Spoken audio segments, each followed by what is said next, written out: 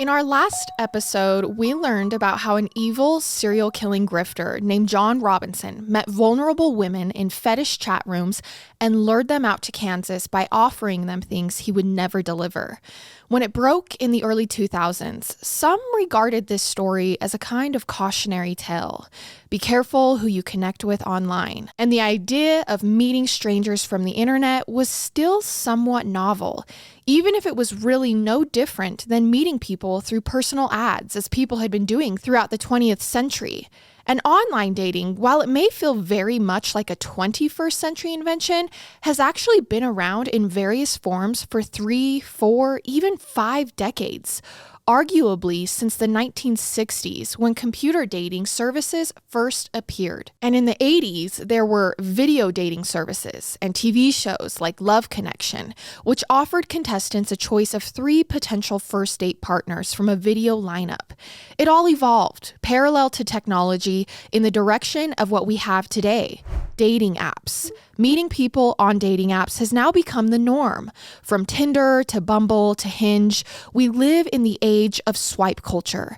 But in the pre-smartphone era, from the 90s through the late 2000s, singles looking for love online mainly used dating websites like OkCupid, Match.com, eHarmony, and Plenty of Fish. These websites actually still exist and are successful, but they've taken a backseat to the apps.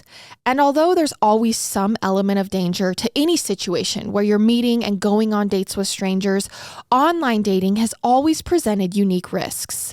In 2008, Gilles Tetreault's wife moved to Edmonton, Canada for work. This was their second big move in just a few years. And Gilles stayed behind for a little bit so he could wait for their house to sell and also work some more, save a bit more money, and establish some security for them in their new city. But then after he moved to Edmonton to join her, his wife had a surprise in store for him. She wanted a divorce, and Gilles was totally blindsided by this. At 33 years old, the last thing he was expecting was to find himself single again and alone in a totally new city. For some, this situation might be liberating, but not for Gilles. He felt depressed and exhausted and suddenly very isolated. The idea of starting over for him was a scary one. But after a while, once the pain of his divorce subsided, he started thinking about dating again. And the thing is, because he had been married for the past 6 years, he'd pretty much forgotten how to meet women. He had no idea what the dating pool was like now and how to go about getting back into it. Though this time, the stigmas around online dating had begun to fall away and it was no longer just a novelty. The culture was changing so fast. Practically everyone was giving internet dating sites a try, using them to meet new partners. So Gilles decided to explore the world of online dating. He began checking out the dating sites, and at first, he had a hard time finding interesting and interested people. And most of the sites required monthly subscriptions. But then he found Plenty of Fish, and he was amazed by the vast number of profiles on the site and the fact that he could sign up for free. So Gilles created an account and chose his username, Dr_X, which is a username that had been in his rotation since his teens. You can sort of tell. And he filled out his profile. And suddenly, Gilles, or Dr_X, was very much into browsing Plenty of Fish. He found himself spending hours a day at his computer, looking through profiles, looking for women that fit the characteristics he was looking for. Attractive, physically fit, intelligent, loyal, and a versatile conversationalist with many shared interests. I mean, that's what everyone's looking for, right? He messaged with a handful of women, but the conversation seemed to go nowhere. But then, a woman using the name Spiderwebs with 2 Z's caught his attention. Something about her was captivating to Gilles. She was beautiful, with blue eyes and blonde hair, but accessible looking. She had the girl next door look that so appealed to him. And much like Gilles, she too had just moved to Edmonton from British Columbia, where Gilles was also from. And it seemed like they were at similar places both in life and in their dating adventures. In fact, they both joined the site at more or less the same time. So Gilles sent the young woman an instant message, and he got a reply back almost immediately. She seemed very friendly and smart, and they engaged in some flirtatious banter back and forth. She told him that her name was Sheena, and that she lived in the Edmonton neighborhood of Millwoods. Gilles appreciated that Sheena was opening up and sharing personal information at this stage of the interaction, as most most of the other women he'd connected with on the site were reluctant to divulge. Sheena asked Gilles if he had any plans that weekend, and Gilles' heart started to race a bit because for him, this meant she probably wanted to meet up with him. And he was right. He told her he was free that weekend, and she asked if he wanted to hang out that Friday. Definitely, he told her. And then she was silent. Gilles was now second-guessing his enthusiasm here. Maybe he should have played it cooler, he thought. Showed some restraint at least with the exclamation point. Man, I'm rusty at this game, he thought to himself. But she finally replied. I'll think about it, she wrote. So this just validated his insecurities. Damn, he thought, I lost her. He sat and stared at the screen, hoping she'd write back soon, hoping he hadn't blown it. And then another message came in. How about dinner and a movie? She asked. Sounds good, Gilles wrote back, trying to find, the right tone so he wouldn't screw it up. Sheena explained that she didn't like to eat junk food at the movies, which is why she wanted dinner beforehand. I mean, dinner and a movie? It's a thing. No explanation needed, right? Seems perfectly reasonable and normal. For dinner, she suggested this place called Joey's Global Grill and Lounge at the mall in Edmonton. And then she proposed going to see Nick and Nora's Infinite Playlist, a movie that Gilles had never heard of. But he was game. To him, it really didn't matter so much where they went or what they ate. What mattered was the chemistry between them. So the date was set for 7 o'clock that Friday, October 3rd, and she asked him to come pick her up, which he was totally okay with. But then she gave him some very specific instructions on what to do after he arrived to pick her up. She lived in a basement apartment inside of a house, she said, and he'd have to drive through an alley and park in the back of the house to access it, and then walk through the detached garage. This was how it had to be done, she said, because the curb in front of the house was a no parking zone, and the curb on the opposite side of the street was a bus stop, and the fence was padlocked because the back gate was broken, so he'd have to enter the backyard by first going through the garage. She said she'd leave one of the garage doors cracked so he could enter it. And then, once inside, all he'd have to do is walk through the backyard and knock on the door of the basement. This all seemed a bit strange to Gilles, but then again, all of online dating was a strange new world to him, and he tried to look at this as an adventure, sort of like a puzzle or an obstacle course. Later that night, Gilles sent Sheena a message, telling her how excited he was to meet someone as interesting and beautiful as her. Then he went to bed again, wondering if he'd overdone it. The next evening, on Tuesday night, Gilles opened his web browser to check his messages, and the browser app lagged for what felt like an eternity. Gilles had butterflies in his stomach while he waited for that hourglass to turn into an arrow. And when it did, he opened Plenty of Fish, and there was a reply from Sheena. This felt good. He read her message, and it contained very precise, descriptive directions to the house, and even more detail concerning how to get in through the garage and access the basement door. But weirdly, she didn't include the specific address. Instead, she just described the house. Take a right on 40 Avenue, she wrote. After a block or two, take the very first right into the alley. It's marked by a yellow crosswalk sign, so pay attention. Then go left and pull into the only driveway on your left that isn't paved.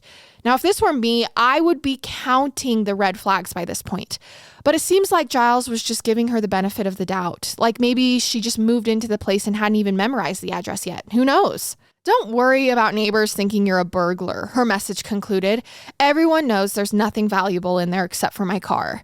Gilles wrote back with some questions. He wanted her to clarify which door he was supposed to knock on and if going through the garage was the only way to access the backyard. Yeah, she replied. First visible back door coming out of the garage. Knock away.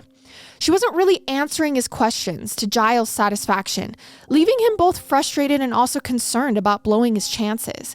He wanted to be gentle, but he also wanted information that was concrete. The term catfish hadn't been coined yet, but it was still a concern people had with online dating, especially early on, that maybe you weren't talking to who you thought you were talking to. At least give me your phone number in case I get lost, Gilles wrote back. Sheena replied that she didn't give out her phone number or address for safety reasons.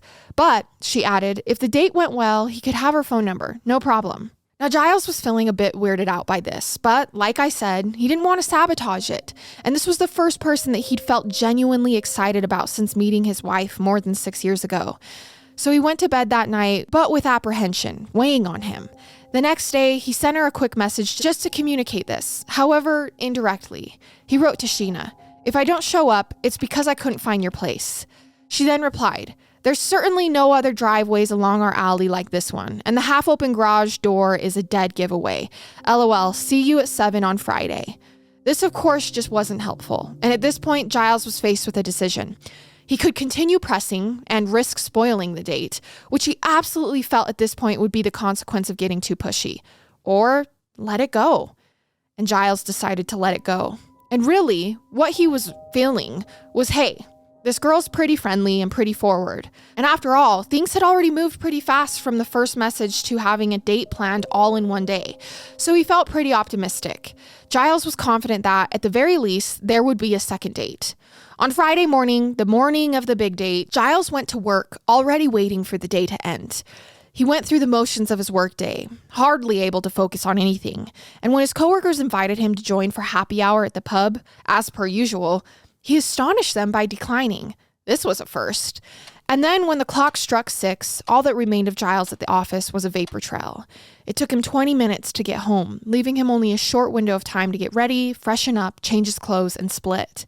He'd already picked out his outfit that morning, so it was all laid out and ready to go. A short-sleeve black button-up, blue jeans, and a fashionable pair of slip-ons. Giles gelled his hair, grabbed his wallet and cell phone, threw on a jacket, and darted out the door.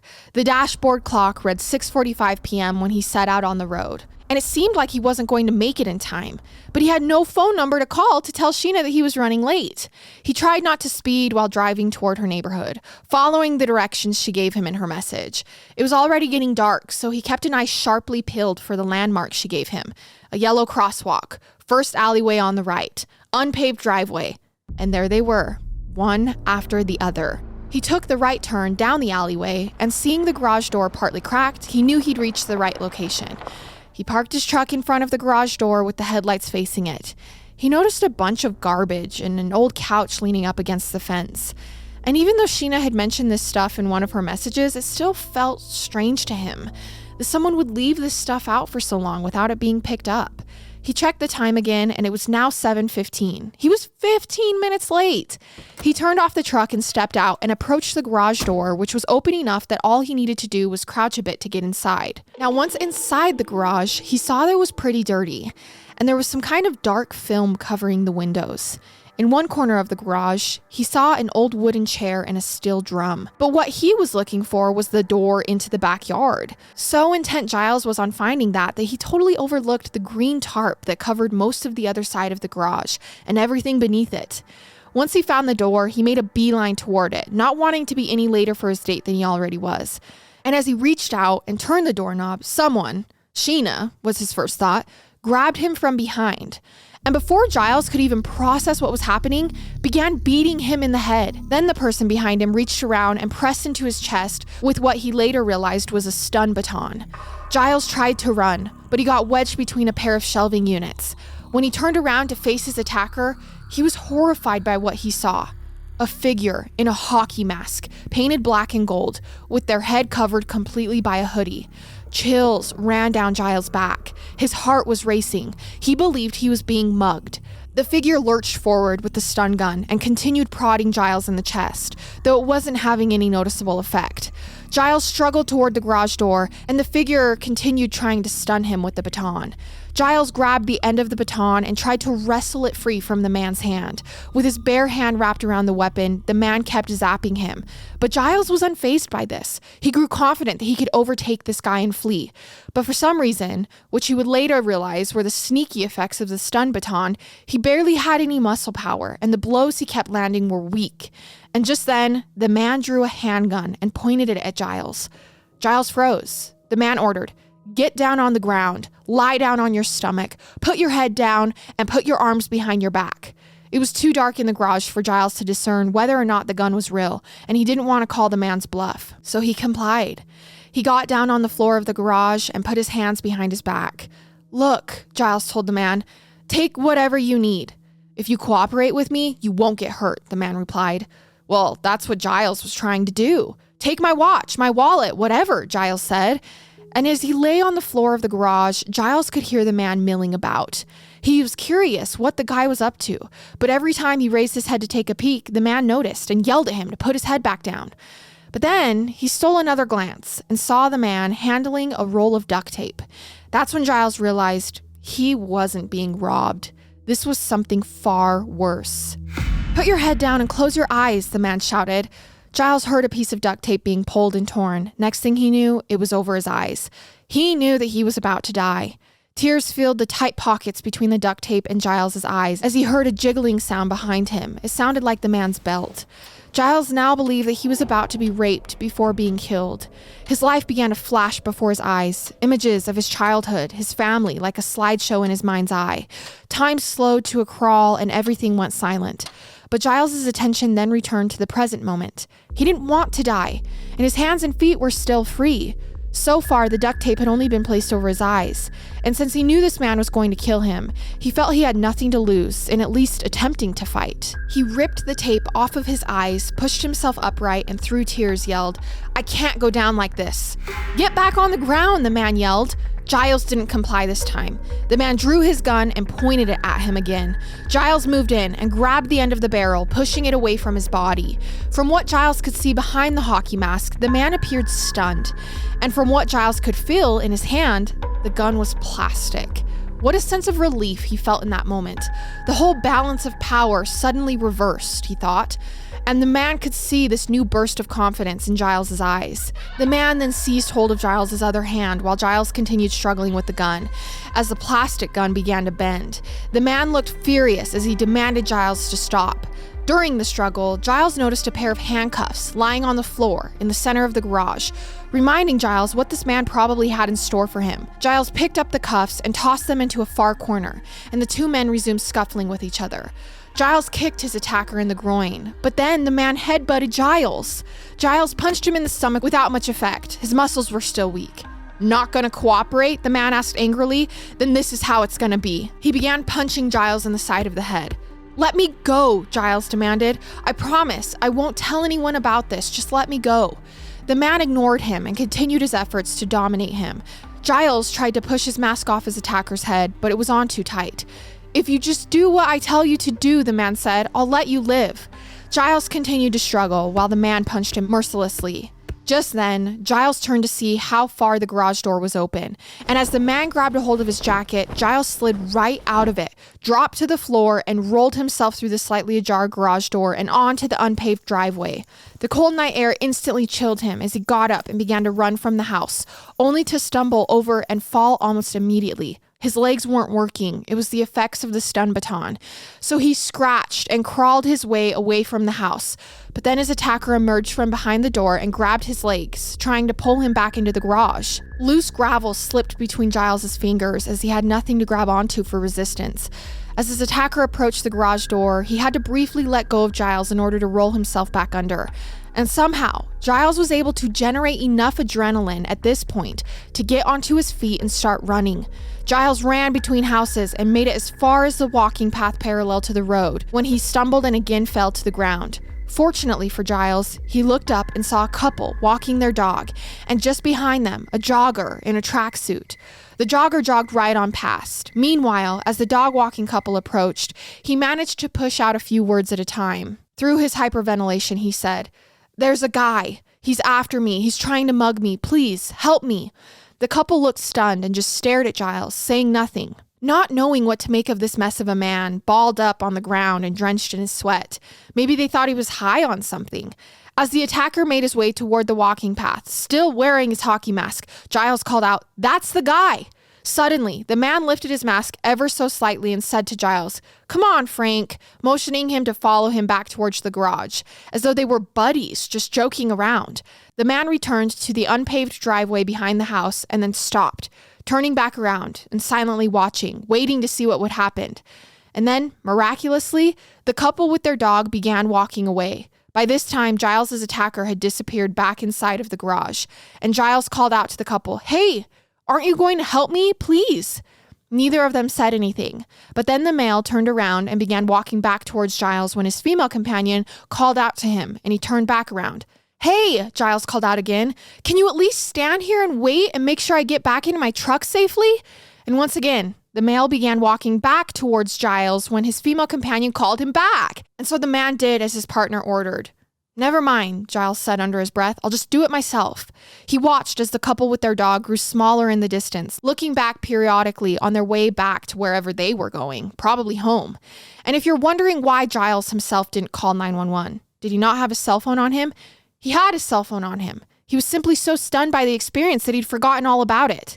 Weighing his options in that moment, he chose perhaps the riskiest one, returning to his truck, which was parked in front of the garage, still inhabited by the mysterious stranger in the hockey mask, who wanted him dead for reasons he couldn't fathom. As he returned to his truck, Giles peered beneath the slightly ajar door of the garage and saw the stranger's boots as the man paced back and forth inside the garage. On the floor lay Giles's jacket, and for a brief moment, a wave of boldness surged through him as he considered snatching the jacket right quick, but he thought he'd better not press his luck. Yeah, good thinking there, Giles. As quietly as he could, he took his keys from his pocket, unlocked his truck, and got inside. He shut the truck door, started up the truck, put it in reverse, and got out of there. Driving home, Giles looked at the dashboard time, and it was 8 o'clock. His ordeal, though it felt like an eternity, had started and ended in under an hour. During the drive, however, he had to pull over to the side of the road for a while. The full effects of the stun baton had been delayed and were now reverberating throughout his muscles. Before long, he passed out right there in his truck. He regained consciousness about 20 minutes later, and he then resolved to make it the rest of the way home so he could report this incident to the authorities. Once he got back home, he looked in the mirror and barely recognized the swollen beast staring back at him. He grabbed a bag of frozen peas from the fridge and put it on his face.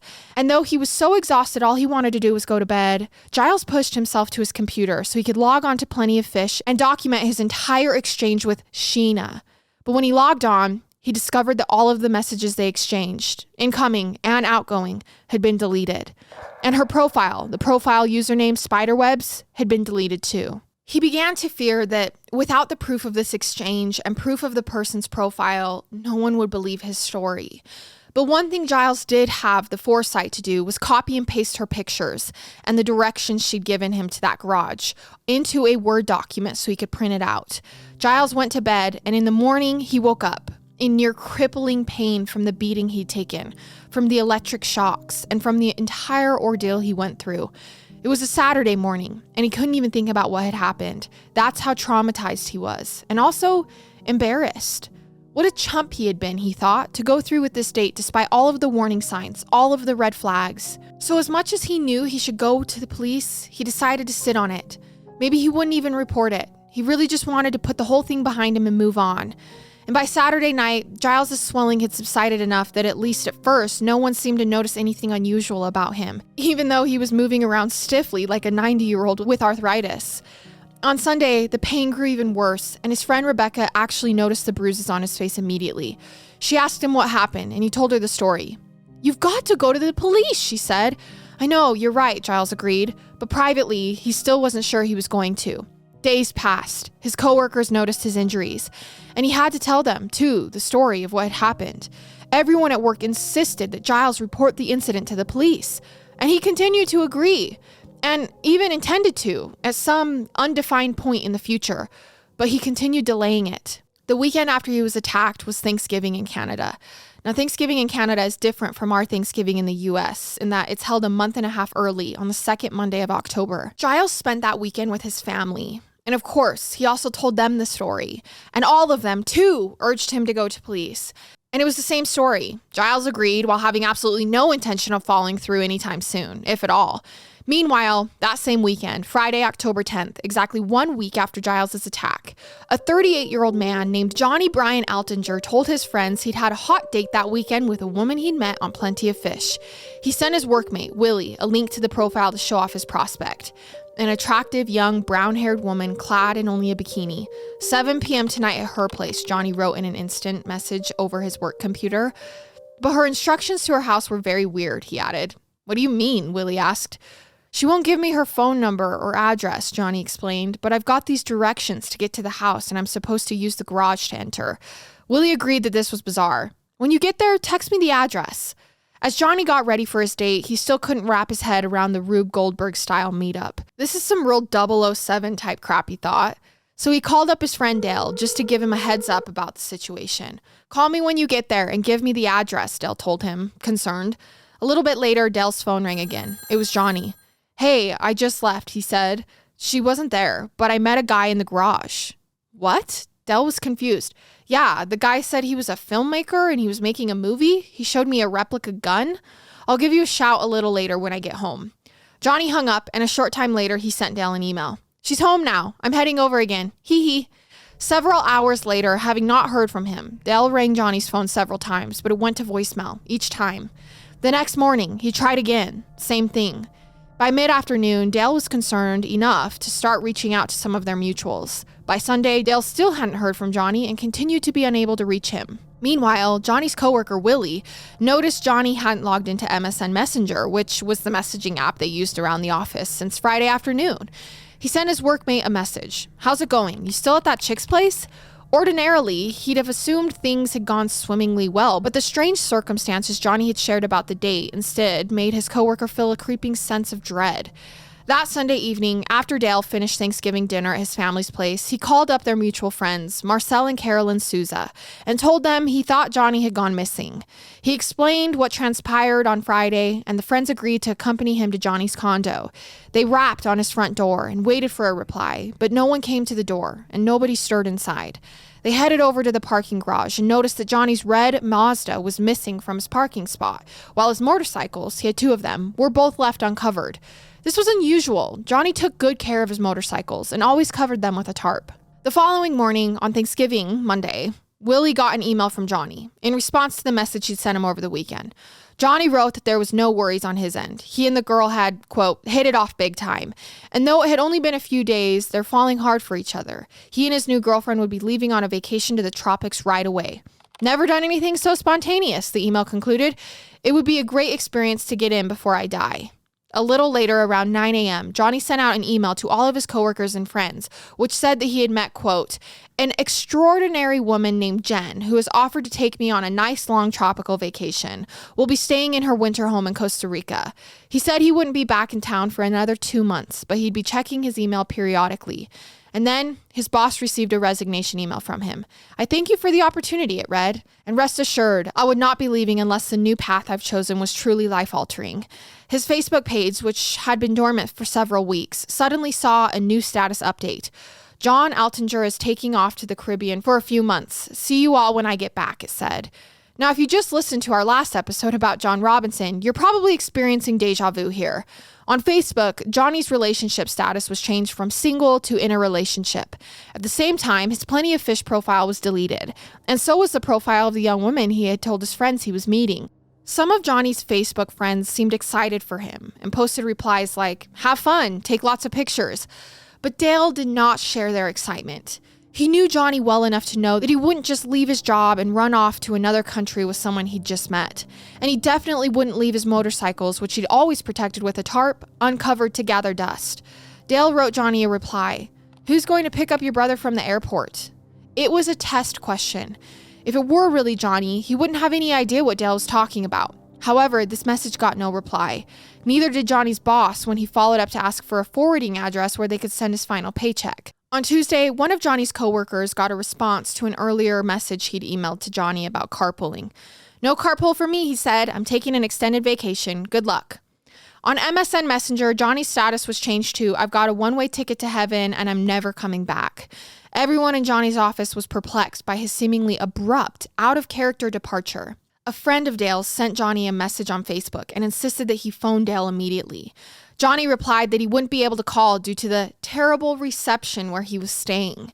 Dale was convinced at this point that Johnny had been murdered. He picked up the phone and called the Edmonton police, explaining everything that had happened, that his friend had gone to meet this woman on Plenty of Fish, and now he's just off on vacation. And as is the case with many missing persons reports, police blew him off. They noted the information with a nonchalance that left Dale feeling frustrated. It seemed like they weren't taking him seriously. To them, it just sounded like Johnny was a single dude going to do what single dudes do sometimes. Dale called back several times throughout the week, and he began to feel like the police saw him as a pest. "Go away already," one cop told Dale. On Thursday, another new status update was published on Johnny's Facebook page, wondering why anyone would leave sun and surf to come back to snow and stress. One of his friends replied with a demand for vacation pictures, but the request was ignored. More and more of Johnny's Facebook friends began connecting privately and talking about the bizarre and concerning situation unfolding before them. Meanwhile, the police continued brushing off not just Dale, but the other friends who were now calling to report their friend missing. On Friday, 1 week from the date, Dell, Marcel, and Carolyn returned to Johnny's apartment, and this time they broke into it through an open window. Inside of the apartment, they found dirty dishes in the sink, his suitcase still in the closet, and his toothbrush and shaving kit left behind. And it was when they found his passport too that it made it pretty clear that Johnny hadn't gone out of the country, as his communications were claiming. All weekend, the friends talked amongst themselves and talked to other friends of Johnny's. And on Sunday, they called the police together to give them the latest information. And this time, a missing persons report was filed with an actual case number. And on Facebook, a Find Johnny page was created. Johnny's friends had given the police all the materials they had gathered, including the directions to the home he was last known to have been. The cops were able to locate the address, and then they got in touch with the rental company that leased it. Investigators learned that the garage was being rented to a man named Mark Twitchell, who lived on the other side of town with his wife and child. Interestingly, in August of that year, Twitchell had posted a Facebook status update which stated that he, quote, has way too much in common with Dexter Morgan. And as I'm sure you know, Dexter Morgan is the serial killer on the Showtime series Dexter. Mark Twitchell seemed like an unlikely suspect for this kind of crime, or honestly any crime. Twitchell was a 29-year-old budding filmmaker who just a year earlier had made local news when he was directing a feature-length, low-budget Star Wars prequel, a fan fiction he had also written called Star Wars: Secrets of the Rebellion. He even succeeded at getting one of the actors from the original Star Wars movie, Jeremy Bulloch, to appear in a cameo. Twitchell had written numerous other screenplays for both features and short films, and just 1 month earlier, he had directed a short horror movie called House of Cards. House of Cards, curiously enough, was about a serial killer who posed as a woman on an online dating site and lured unsuspecting suitors to a rented garage where he ambushed them, tied them up, stole their banking information, and murdered them. On Saturday, October 18th, Twitchell was contacted by police and summoned to the rented garage, where he allowed them inside to search. "When was the last time you were here?" police asked as they looked around the inside of the garage.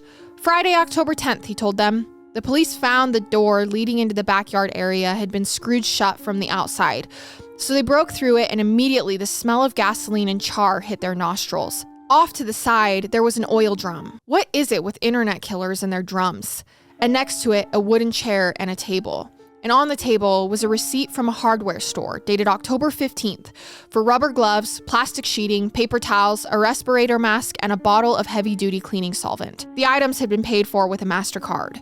So a few minutes later, one of the officers, Constable Maxwell, took Twitchell inside the police cruiser and asked him to show the officer his MasterCard. Twitchell sat motionless, as though he didn't hear the request. Constable Maxwell repeated, "Can I please see your MasterCard?" Again, Twitchell stared into the distance as though he were in deep thought. "Sir," the officer said sharply enough to penetrate whatever invisible barrier might stand between them, "can I see your MasterCard?" Twitchell opened his wallet and quickly thumbed through it, folding it back up as though there was nothing of interest. But Constable Maxwell had plainly seen the MasterCard in one of the pouches when Twitchell had the wallet open. "Not in there." "No, in there," he pointed. Twitchell handed Constable Maxwell the MasterCard, trying not to look as defeated as he felt. The office compared the card number to the last 4 digits on the receipt. And what do you know? It matched. This proved that Twitchell had just lied to the cops about the last time he had been at the property. He told them he had last been out there October 10th, but then there was the receipt found in the backyard dated the 15th. Twitchell was asked to accompany the police back to the station for an interview. Once there, Twitchell explained to Detective Mike Tabler that he was in the midst of producing a short film and he had so much on his mind that he'd totally forgotten he'd been at the property more recently. And he explained that the cleaning supplies were all for the fake blood they'd used when shooting the central scene inside of the garage. Detective Tabler expressed to Twitchell now it was kind of odd that here he was making this kind of short film about a serial killer luring men through dating sites in the same garage they were now investigating a missing person who was lured to this garage through a dating site. He asked them if he'd ever heard of the name John Altinger before, and Twitchell denied that he had. So the cops explained that Altinger had gone to the garage to meet with a woman and some guy ended up being there instead, and that he'd texted his friends about this shortly before he went missing. Twitchell told the detective he knew nothing about any of this and he didn't know what more to say. But Twitchell had plenty to say. He was pretty chatty and often glib, over-explaining things and offering up lengthy details that weren't relevant to the questioning. The detective recognized these as indicators of guilt and deception, but without anything concrete to hold him, they let Twitchell leave. And the next time he met with detectives, he mentioned something he'd said he'd forgotten to tell them the last time, which was he'd recently purchased a used car off of a woman for just $40, a red 2005 Mazda 3, which happened to be the same kind of car that Johnny Altinger drove, a car that had gone missing along with Johnny. This is when detectives realized the gravity of what they were dealing with, a likely murder case. They brought Twitchell into the interrogation room while confiscating the Mazda. They ran the registration for the vehicle and it came back to John. The detective now interrogating Twitchell, Detective Bill Clark, told him that he knew he was somehow involved in the disappearance of missing John, and they were going to find out sooner or later. This wasn't going away. "I know you killed that guy," Detective Clark said to him, "and I'm coming to get you. It's only a matter of time." Twitchell at this point shrugged and continued to play dumb, but he did make the crucial mistake, for him that is, of admitting that he had Johnny's keys inside of his vehicle. And then he changed his story and claimed that he'd met Johnny before he went off to Costa Rica. "Yeah, well, we're seizing your car," Detective Clark informed him as the interview wound to a close around 2 a.m. "Well, I just need to get something out of it," Twitchell replied. "You're not getting anything out of that car," Detective Clark said. "I just want to get my cell phone," he pled. "You get nothing," the detective told him. When the interview ended, they put Twitchell on a 24-hour surveillance and obtained search warrants for Altinger's red Mazda, as well as Twitchell's own vehicle, the garage Twitchell was renting, and Twitchell's residence in St. Albert. Among the items they seized from Twitchell's home was his computer. And on the hard drive of his computer, detectives found parts of a deleted document which had been called SK Confessions. They printed it out, and Detective Clark began reading it and was totally blown away by what he was seeing. The document opened with, "This story is based on true events. The names and events were altered slightly to protect the guilty." It went on, "This is the story of my progression into becoming a serial killer. Like anyone just starting out in a new skill, I had a bit of a trial and error in the beginning of my misadventures. Allow me to start from the beginning, and I think you'll see what I mean. What followed was a diary detailing how he'd aspired to be like TV's Dexter and planned to bait and kill adulterous married men. Much like himself, by the way, as his diary also contained numerous entries about his mistress, a woman named Tracy. But then he reasoned that single men would take longer to be missed since they didn't have wives who would be looking for them. They were easier targets. His entries went on to describe how he created a fake profile on Plenty of Fish, lured a single guy to the garage he'd rented, where he was lying in wait, and proceeded to beat and attack the man with a stun baton. And while we know they initially believed this to be a murder confession, the entry went on about how the man overpowered him and escaped. And given that this occurred October 3rd, the Friday before Johnny Altinger disappeared, that meant there was another victim out there, one who had survived the ordeal, and they needed to find him in order to strengthen their case with additional charges. As they continued reading, they read about how Johnny showed up to the garage earlier than expected, surprising Twitchell. And when he left and later returned, Twitchell bludgeoned him and stabbed him to death, dismembering him, and then attempted to burn him in the backyard oil drum. But then Twitchell got spooked when he heard a fire engine's sirens, even though it turned out the fire trucks were headed to another call down the street. That's when he brainstormed and decided that a sewer would be the last place anyone would look for a body. The body would rot away completely, he wrote, before anyone ever discovered the bones, and by then it would be way too late to identify this person. So he put Johnny's remains in garbage bags and tossed them into a storm sewer. Investigators sprayed luminol in the garage and in the trunk of Twitchell's car, which revealed the presence of blood in both places. And the blood in Twitchell's trunk was proven to be Johnny's. Now, with what could only be described as a mountain of evidence, police arrested Twitchell on October 31st, 2008, on Halloween. And remember that couple walking their dog, the couple that Giles earlier in the story tried to get to help him, but they ignored him and kept on walking? It turns out they did call 911 that evening after they'd got home to report what they'd encountered, though Giles had already left the scene and never made a police report. So the detectives were able to corroborate what Twitchell wrote in his confession diary about the failed attack, and eventually Giles came forward and agreed to cooperate with the investigation. Twitchell was charged with first-degree murder and attempted murder. Twitchell went to trial for first-degree murder, and although it was decided that attempted murder charge would be dropped, Gilles testified about his ordeal that night. And of course, the key piece of evidence in the trial was the SK Confessions text file police had recovered from Twitchell's hard drive. The file not only completely documented, in explicit detail, the crimes and all the pre-planning, but also everything that Twitchell was thinking throughout. It really showed how remorseless and calculating he was. And at the end of the trial, he was sentenced to the maximum penalty, life in prison without the possibility of parole for 25 years. This was in 2011. After the trial, he led authorities to where he had dumped Johnny Altinger's remains, and they were able to recover them and return them to his family. This wraps up our second installment about this binge series discussing internet killers. Our next series is coming soon for you to binge. Until then, see you bingers.